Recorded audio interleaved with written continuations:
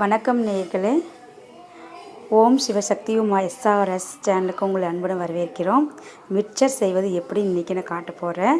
அதுக்கு தேவையான பொருட்கள்: 1 கப்பு கடல மாவு, 3/4 கப்பு அரிசி மாவு, முந்திரி பயிறு, நெய், பொட்டுக்கடலை, அவல், பூண்டு தட்டி வச்சது, கருவேப்பிலை, வேர்க்கடலை லேசாக வறுத்து எடுத்துக்கணும். அதே போல் பச்சை பருப்பையும் கொள்ளையும் லேசாக வறுத்து எடுத்துக்கோங்க.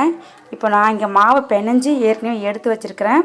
இப்படி முறுக்கச்சில் சேமியா அச்சின்னு சொல்லுவாங்க, இடியாப்பு அச்சின்னு சொல்லுவாங்க, அதில் புளிஞ்சி எண்ணெய் சட்டியில் புளிஞ்சி எடுத்திங்கன்னா இதே போல் வரும். நான் வீடியோவை சீக்கிரம் முடிக்கணுங்கிறதுக்காக நானே எடுக்கிறதுனால சீக்கிரம் முடிக்கணுங்கிறதுக்காக நான் ஏற்கனவே செஞ்சு வச்சுருக்கிறேன். அதை உங்களுக்கு காட்டுறேன். இங்கே பாருங்கள், நீங்கள் எண்ணெய் சட்டியில் புழிஞ்சிங்கன்னா இந்த மாதிரி வரும்.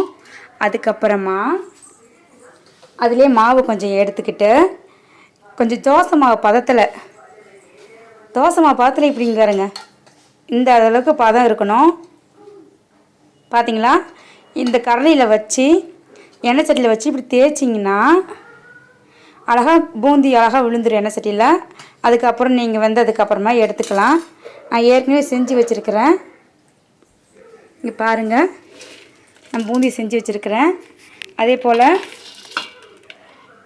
பச்சை பருப்பு கொள்ளு, பொட்டுக்கடலை,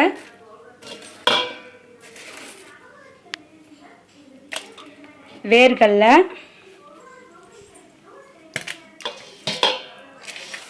முந்திரி பயிறு, அவல் எல்லாமும் நான் ரெடி பண்ணி வச்சுருக்கிறேன். இதில் இப்போ நம்ம கலந்துக்க போகிறோம்.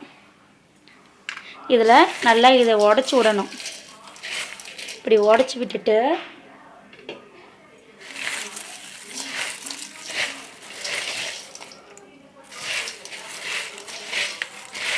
நல்லா கலந்துக்கணும்.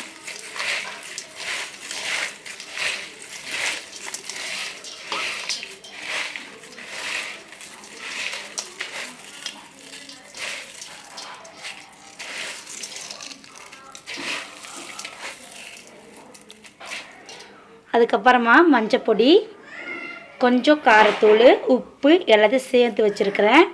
இதை நம்ம இப்போது மிக்சிங் பண்ணிக்க போகிறோம்.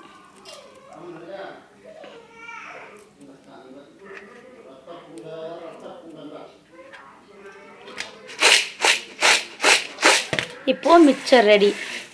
நீங்களும் செஞ்சு பாருங்கள், வீட்டில் நல்லாயிருக்கும். நன்றி, வணக்கம்.